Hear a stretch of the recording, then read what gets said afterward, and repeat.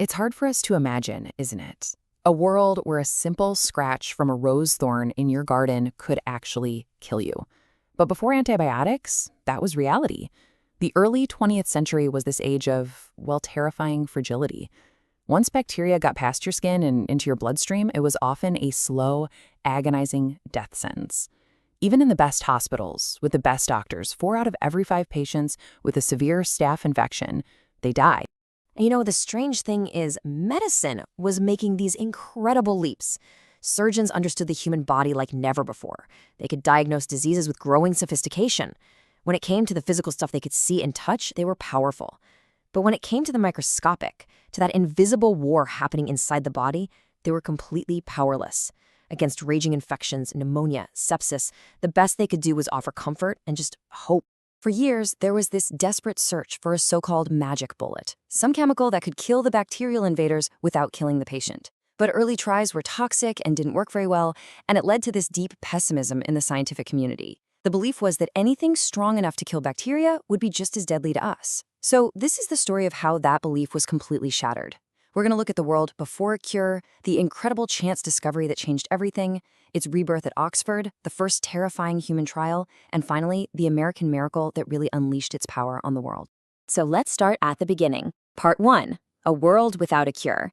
Because you see, the story of penicillin really begins not with that flash of genius, but with a desperate need, and the unique experience of one particular man. This is Alexander Fleming. He was a quiet Scottish doctor working at St. Mary's Hospital in London, and his time in the trenches of World War I absolutely changed him. He watched day after day as doctors poured harsh chemical antiseptics into these deep, horrible wounds, only to watch the soldiers die anyway. Fleming figured out why. He proved that these chemicals were actually killing the body's own white blood cells, its main defense force, long before they'd ever got to the bacteria hiding deep inside the tissue. So he got this idea in his head, this guiding principle. A true cure had to be different. It had to work with the body, not against it. Now, a few years later, in 1922, Fleming discovered something called lysozyme. It's an enzyme in our tears and mucus that can dissolve some bacteria. Now, it wasn't a cure for anything serious, but this was a crucial first step. It basically trained his eye to spot what bacterial destruction looked like on a petri dish. And that visual memory, that trained eye, would turn out to be world-changing, leading to one of history's most famous lucky accidents. So, it's September 1928. Fleming gets back to his famously messy lab after a holiday. He starts sorting through this pile of old petri dishes where he'd been growing Staphylococcus bacteria. A lot of them are contaminated with molds, and are headed straight for the trash. But just as he's about to toss one of them, he pauses. He sees something. Something that makes him say 2 of the most important and understated words in medical history. That's funny. So what did he see that was so funny? Well, there was this blob of blue-green mold growing on the dish, but all around it, there was a clear halo, a kind of ring of death. The powerful staph colonies inside that ring hadn't just stopped growing, they had been completely dissolved, wiped out. His earlier work with lysozyme let him recognize this for what it was. This wasn't just stopping growth, this was active destruction. The technical term is bacteriolysis. The mold was literally making the bacteria explode. So Fleming managed to isolate this substance from the mold. He called it penicillin. This mold juice, as he first called it, was ridiculously powerful. It worked even when it was diluted 1,000 times. And, this is the crucial part, it was completely harmless to human white blood cells. He had found it, his magic bullet. He published his research in 1929 and nothing. Crickets. The paper was almost completely ignored. So why did this incredible, world-changing discovery go absolutely nowhere for an entire decade? Well, the problem was that the penicillin molecule itself was incredibly fragile, just super unstable. Fleming was a brilliant bacteriologist, but he was not a chemist. He simply didn't have the skills to purify it and make it stable. So for 10 years, penicillin just sat there, a laboratory curiosity, a sleeping giant, while the world was heading straight for another world war. The story's second act kicks off at Oxford University with a totally new cast of characters. You've got Howard Florey, this incredibly driven Australian scientist. You've got Ernst Chain, a brilliant biochemist who'd escaped to Nazi Germany. And you've got Norman Heatley, a quiet master of lab gadgets and techniques. In 1938, Chain is just reviewing old scientific literature when he stumbles across Fleming's forgotten paper. But where others saw failure, Chain saw a fascinating chemical puzzle that he wanted to solve. So, with a grant from the American Rockefeller Foundation, the Oxford team basically turns their lab into a makeshift penicillin factory. I mean, they were growing the mold in anything they could find: bedpans, milk churns, even old bathtubs. But the key problem, the one that stumped Fleming, purification, that was solved by the quiet genius Norman Heatley. Heatley came up with this really clever process called countercurrent extraction. It's a bit technical, but basically, he found a way to shuttle the penicillin back and forth between ether and water at just the right temperature. And this little chemical dance concentrated it and stabilized it, finally producing this crude but effective brown powder. For the very first time, they had enough of the stuff to do a proper test. Okay, so the experiment itself was brutally simple. Florey took 8 mice and injected all of them with a deadly dose of streptococci bacteria. 4 of the mice were just left alone. They were the control group.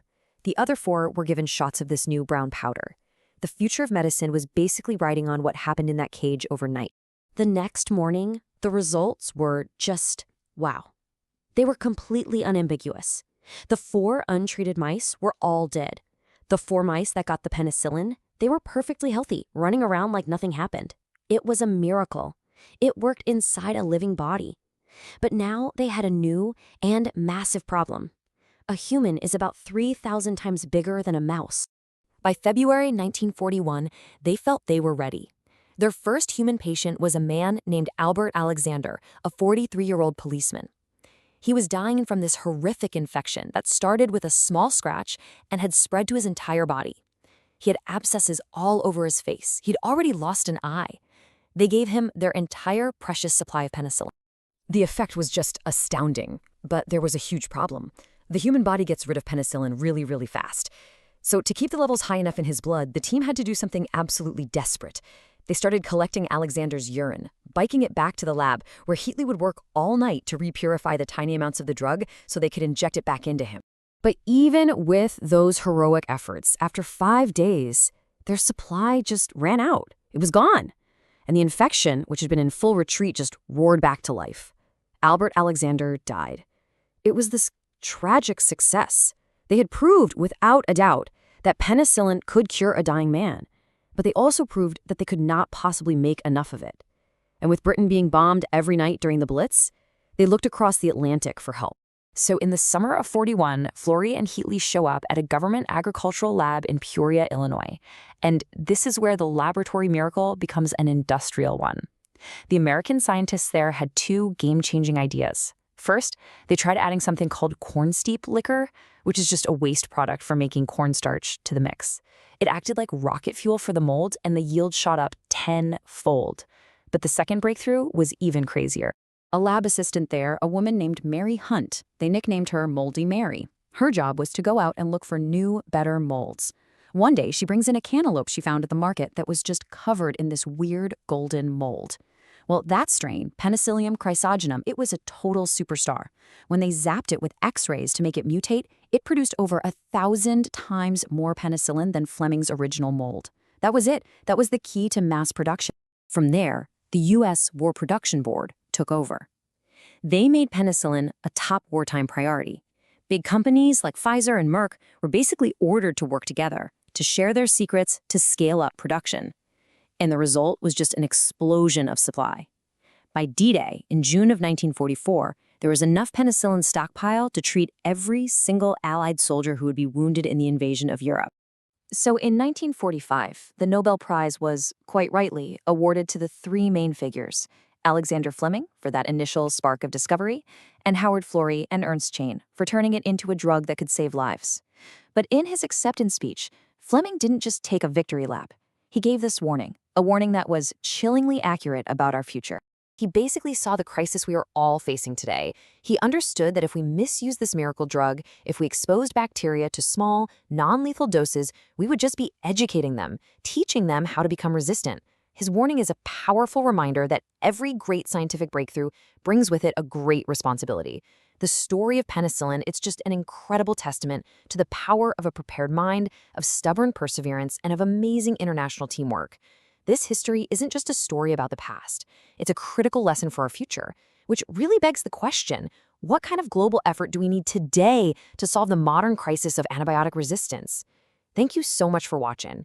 If you found this story as incredible as we did, please give this a like and subscribe to the channel for more deep dives into the ideas that shape our world.